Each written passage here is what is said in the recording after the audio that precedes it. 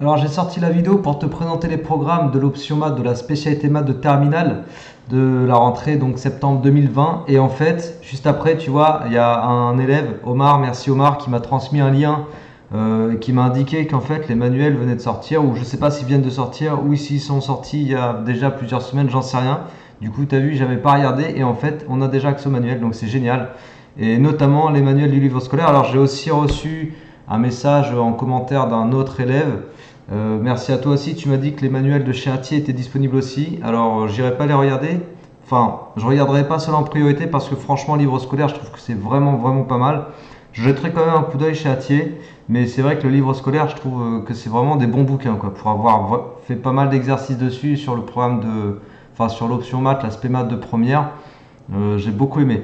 En tout cas, voilà, on va pouvoir regarder rapidement parce que du coup, j'ai survolé le sommaire et puis ça correspond à tout ce qu'on s'est dit dans la vidéo précédente. On va re-regarder ensemble rapidement les différents chapitres. Donc tu vois, il y a 14 chapitres. Je les ai tous mis les uns à la suite des autres. Donc voilà, chapitre 14, c'est le dernier. Donc on a 14 chapitres, ok? Alors ça commence avec combinatoire et dénombrement. Pour moi, ça se rapproche pas mal des probas. Après, on a deux chapitres. Alors, j'ai pas pris ma tablette. On a deux chapitres de vecteurs. Enfin, de vecteurs de géométrie dans l'espace. Alors, en fait, j'ai rien préparé du tout. Donc, attends, il faut que je branche tout ça. Donc, tu vois, chapitre 2, vecteurs, droite et plan de l'espace. Chapitre 3, orthogonalité. Distance dans l'espace. Donc, tout ça, pour moi, c'est de la géométrie dans l'espace, tu vois. Je vais l'écrire. Donc, ils l'ont groupé dans deux chapitres. Voilà, géométrie, espace. Deux chapitres sur 14. Alors deux chapitres sur 14, parce qu'il n'y en a pas d'autres, hein, c'est les deux seuls du programme. 2 sur 14, ça te fait environ quoi? 2 sur 14. Je te dis environ combien ça fait? Ça fait 14% du programme. Donc 0,14, 14%. Pourquoi je te dis ça? Parce que j'avais estimé que la géométrie dans l'espace, tu vois, j'ai remis mes petits estimatifs là que j'avais fait dans l'autre vidéo. J'avais estimé 20% du programme. Donc en fait, en vrai, tu as 2 chapitres sur 14. Donc en termes de chapitres, c'est déjà 14% du programme en vrai. Ensuite, regarde les chapitres suivants. Suite, numérique, ils ont tout groupé dans un seul chapitre. Alors là, du coup, je ne vais pas te dire qu'on va faire le rapport de pourcentage. Tu sais pourquoi? Parce que en vrai, ça va être un gros morceau ça. Et puis en plus, je vois que ça parle aussi des suites ici. Si ça se trouve, les suites, ils l'ont mis ailleurs dans le programme. Non, apparemment, les suites, ils les ont mis vraiment chapitre 4. Et puis, ici. Mais ce ne sera pas vraiment significatif de faire le rapport de 1 chapitre sur 14 chapitres parce que c'était pareil dans le programme de Terminal S. Tu avais un gros chapitre de suite numérique et pour autant, bah, ça prenait vraiment beaucoup de place quoi, dans le programme. Donc voilà, un chapitre de suite où on fait les limites. On va vraiment travailler autour de cette notion et on va aussi travailler autour du raisonnement par récurrence. Ensuite, limite de fonction, continuité, donc tout ça c'est des fonctions. Voilà, là tu as deux chapitres de fonctions déjà. On va développer en fait tout le travail que tu as déjà commencé à faire sur les études de fonctions avec la dérivation, le signe des dérivés, toutes les opérations sur les dérivations. Mais on va rajouter à ça les calculs de limite qui est le gros truc supplémentaire. Et on va rajouter à ça aussi l'étude de ce théorème là qui s'appelle théorème des valeurs intermédiaires, qui parle de la continuité de fonction, enfin qui exploite la continuité de fonction. Donc on va rajouter des choses, vraiment beaucoup de choses sur les études de fonction.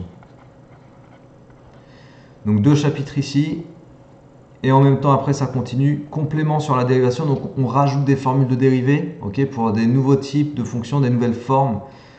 Alors il y a des formes qu'on fait un petit peu en première, mais bon après ça dépend des profs, il y a u puissance n, il y a racine carrée de u de x, et puis il y a toutes les fonctions composées, il y a qu'on note v rond u ou u rond v, etc. Tu auras l'occasion de développer toutes ces écritures. Ensuite, autre chapitre, logarithme népérien. Donc j'en ai parlé, ça marche avec la fonction exponentielle. C'est des fonctions qui sont réciproques. Du coup, on les étudie normalement ensemble, en tout cas elles sont liées. Donc c'est vraiment la suite, on va dire, de la fonction exponentielle. Fonction trigo, primitive et quadif, calcul intégral. Donc tout ce que je t'ai dit en fait, tout ça, chapitre 7, 8, 9, 10, 11, tout ça c'est des chapitres d'études de fonctions. Encore. Études de fonctions. Donc tu vois déjà sur les 14 chapitres, tu en as ici 5 plus les deux là, qui sont des chapitres d'études de fonction. 5 plus 2, on est sur 7 chapitres. Ok, 7 chapitres d'études de fonction. Il y en a d'autres? Non, après c'est les probas. Donc 7 chapitres d'études de fonction sur 14. Là en pourcentage, c'est assez représentatif, ça fait 50%. Et je crois qu'on avait dit 40, tu vois. Mais bon, ça correspond encore une fois, le programme tel que je le vois ici, il est assez proche de ce qui existe, de ce qui existait en terminal S. Ok, c'est assez proche. Le truc vraiment qui est rajouté, c'est la loi des grands nombres, les équations différentielles, pour ce qui est des études de fonction, et puis combinatoire et dénombrement, le premier chapitre, que je rapproche plus autour des probas. Hein. Pour moi, c'est assez connecté aux probas. Maintenant, je peux me tromper dans le contenu, je vais regarder de façon plus approfondie. Mais voilà, ces 3 chapitres, loi binomiale, somme de variables aléatoires, loi des grands nombres, ici on est sur les probas. D'accord? Donc ça va concerner les probas. On a 3 chapitres, 4 avec le premier, qui portent sur les probas. Donc ça va être un bon morceau quand même. J'avais estimé un petit pourcentage, mais en fait je pense qu'on va être un petit peu plus que 10% là.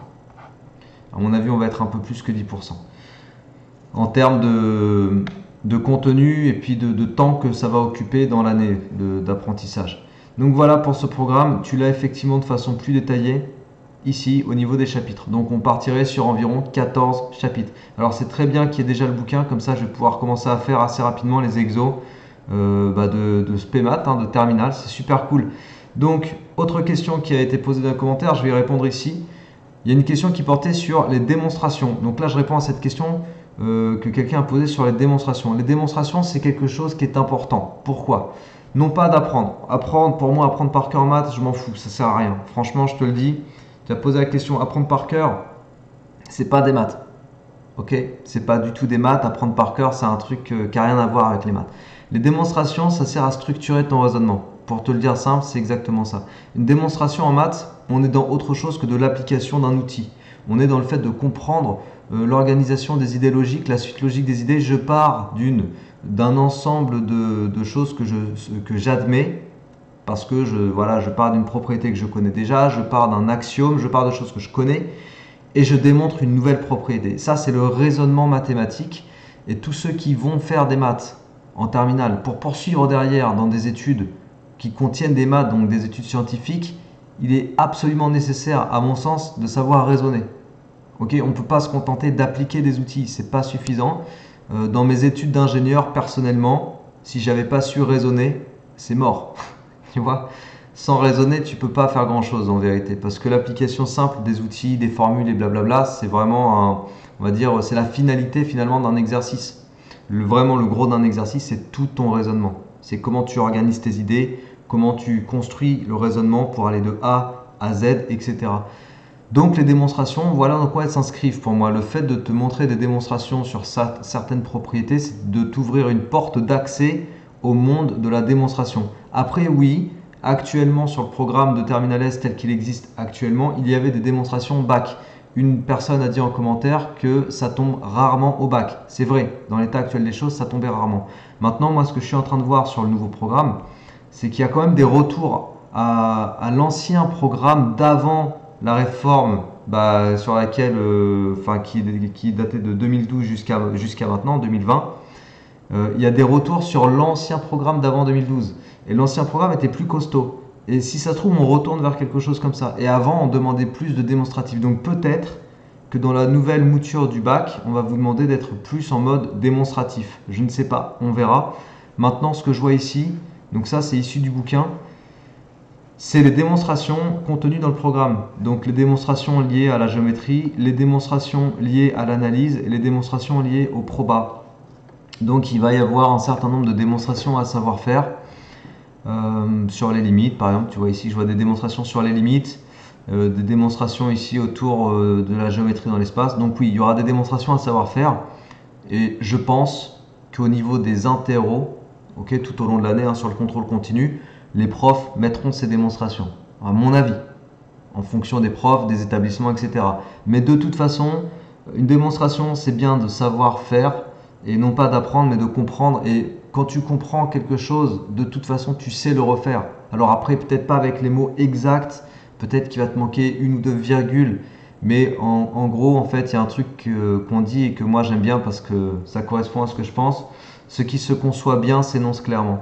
Si tu arrives bien à comprendre quelque chose, tu sauras le redire. Ok? Si tu le conçois bien, tu sauras l'énoncer. Voilà, donc en gros, une démonstration, ça va te permettre de travailler tout ça. Et il ne faut pas en avoir peur. De toute façon, c'est certainement des choses que je traiterai en vidéo aussi. Voilà, donc pour l'aspect maths de terminale, voilà le programme, ça correspond à ce qu'on s'était dit dans la précédente vidéo. Et je vais faire la même chose, je vais le faire tout de suite sur le programme de maths expert. Et après, dès que j'aurai accès aussi au truc de maths complémentaire, je vais faire une vidéo aussi, ok?